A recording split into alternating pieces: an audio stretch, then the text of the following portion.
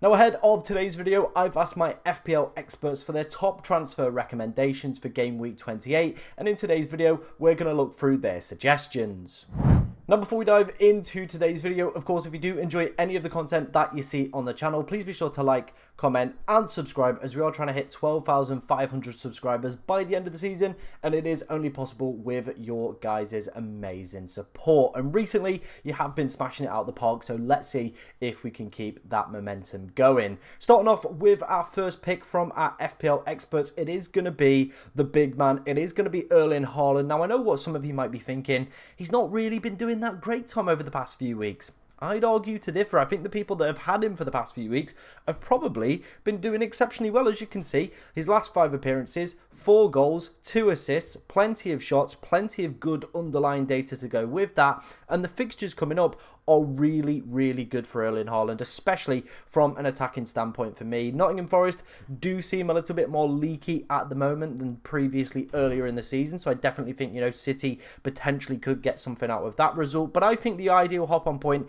is going to be that blank game week in 29, to be honest. Brighton, then followed by Leicester. Obviously, the blank game week 29, Salah isn't going to be playing, and he's pretty much been kind of perma-captain, I would say, for the past 5-6 game weeks for most FPL managers. So in that game week, we are obviously going to be looking at alternative options. Now, we do have Chris Wood with Ipswich away. We've also got Cunha as well with Southampton away. But I think Brighton at home could be an absolutely incredible fixture coming up for Erling Haaland. Then you follow that in game week 30 with Leicester at home. Another amazing opportunity to go with the big man as potential captain, or at least run Mohamed Salah close in terms of that captaincy. And I think a lot of us are starting to grow frustrated with, of course, Cole Palmer's lack of returns in recent weeks. Now, I don't think I would rip apart my team right now ahead of a blank game week, and of course with us looking to wildcard. However, if you can do it seductively within the next few weeks, start to move in Erling Haaland ahead of game week 29, I think he could be a really, really good option, and definitely somebody that I'm also considering. Obviously, as well, to factor in that, we have the Alexander Isak potential injury, and if it is confirmed that he is out in 28, I definitely think, with the blank in 29, a lot of us looking to potentially wildcard in 30 and 31 to get him back in for the doubles that Newcastle have in 32. Haaland could be a really nice player to go with during that period for me. And like I said, that captaincy appeal, I always want to have the best captain every single week. That is one of the main things I always look for with my teams. Haaland could be that guy over the next few weeks. United as well, they're looking really, really shaky in game week 31 as well. So it's not a bad set of fixtures. Let me know what you think of Haaland potentially down in the comments. I think the other thing that could be swaying people towards him as well is, of course, those City double game weeks coming up. And I think as well, he could be one of those players that you need to probably hop on quite early, because I could see his price starting to rise very, very rapidly if he continues to put in decent numbers. The fixtures are definitely there as well. So maybe just one to monitor this week, and of course potentially have a plan heading into blank game week 29. Let's move on then to our next recommendation from my FPL experts, and it's actually a duo. It is going to be Mateta and it is going to be Muñoz. They're currently the 2 highest transfer players in ahead of this game week. Obviously an absolutely delicious, succulent fixture in game week 28. Following that is a stupendous fixture in game week 30. Using all my superlatives there. I hope you enjoy that. Some absolutely cracking fixtures. Unfortunately though, there is a blank in between those absolutely scrumptious fixtures. I'm really, really running out of superlatives now, but they are obviously, the big problem with them is going to be the blank in 29. Now, if your plan is to use your free hit that week, then I think these guys could be really, really good options to, of course, go for, because you'd get the Ipswich fixture, you'd get the Southampton fixture, then you're probably potentially looking at a wild card in game week 31. Of course, these guys have been absolutely smashing it out of the park in recent weeks, as you can see on screen. Both of them putting up really, really good numbers. Obviously, Muñoz is one of those players that just seems to be getting in the right position at the right time. And I saw a tweet today, if you factor out the first 8 Premier League games of the season, Crystal Palace would actually be sat 4th in the league right now. They've been on an absolutely incredible run, and Glasner has finally got this team cooking yet again. And you factor in the fact that they've lost Anderson and Elise on top of that, it's a really, really remarkable achievement. And you think if they can put something together towards the back end of this season, could be a great kind of end to the campaign for them. And these are the 2 main men I would be looking to target if I was going to go for it.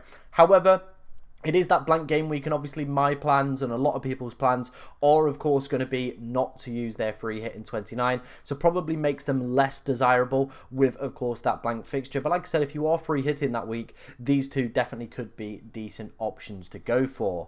Let's move on then to our next player, and it is going to be a player I'm really looking at for this week. It is Matheus Cunha. Everton at home, Southampton, West Ham, Ipswich, Tottenham. Bar Everton over the past few weeks, they are some of the worst defences for XG conceded. Across the course of the season, all 5 of those next fixtures all fall within that bracket. Of course, the big appeal is the amazing fixture in blank game week 29, especially if you're not going to be on a free hit that week. I would imagine he's going to be a very, very desirable and highly owned player for that period. And one of the main reasons I love Matheus Cunha, and I think why my experts also love him, is purely down to the fact of his baseline BPS. If you don't know what that is, obviously the players pick up points depending on their bonus. So usually if a player, you know, will probably pick up sort of around 10 potentially if they're having a good game.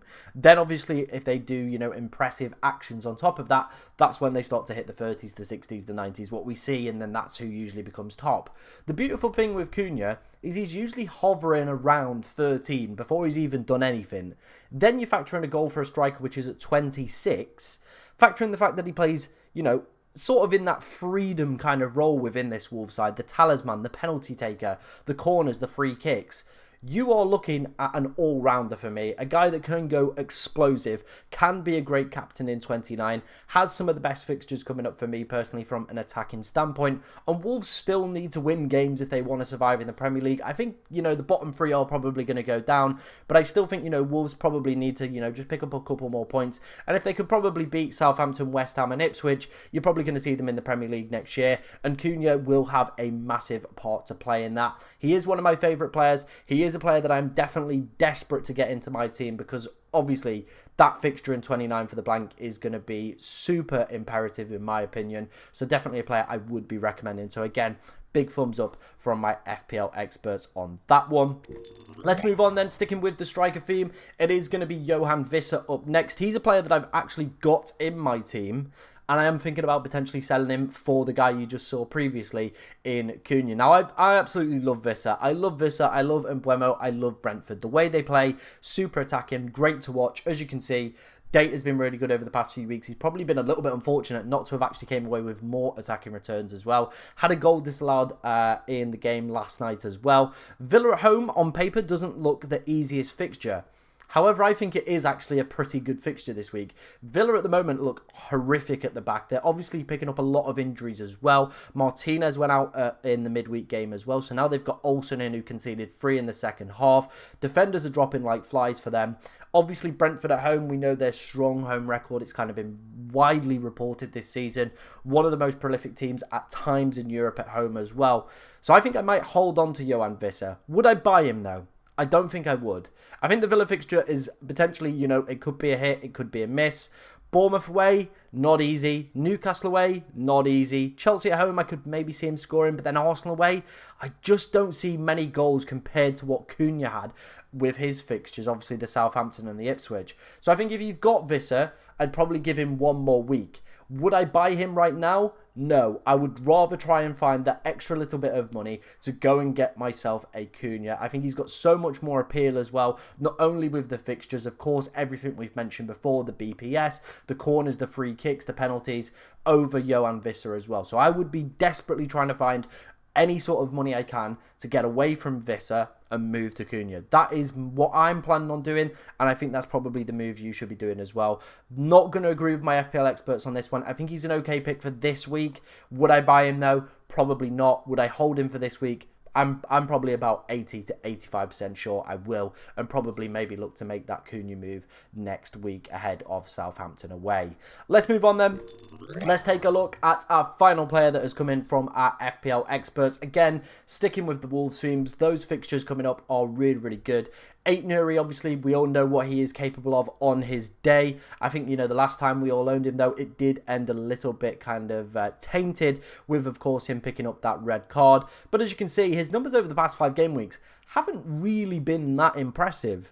You know, 0.26 XG, 0.16, only 3 shots, one of those on target. Only, it's just not impressive. It's just not something I want to buy into. There's nothing kind of leaning me there that's like, yes, I want to buy into this guy. Now, I think I'm going to watch Wolves this weekend, next weekend against Everton, really study the positions he's occupying, see what sort of role, because I think this one might be a little bit like where I was with Muñoz a few weeks ago, where his data looked a little bit pants, but I watched the eye test. I could see that he was getting into the right positions, and I think Aït-Nouri might be one of them as well.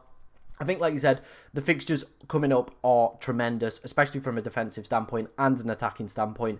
Definitely could go off nuclear over the next few weeks and pick up some potentially big attacking returns. So again, I think he's going to be a player to monitor. The data isn't great at the moment, but I think it could get a lot better with some good fixtures coming up on the horizon. Maybe if you're a little bit unsure this week, leave it this week. Look for that game week 29 fixture in Southampton. That's probably the period I would be picking up Rayan Aït-Nouri anyway. So let's all give him a scout report. Let's see what he's doing in terms of eye test perspective heading into that Everton game. If he looks really good, definitely hop on him for Southampton away.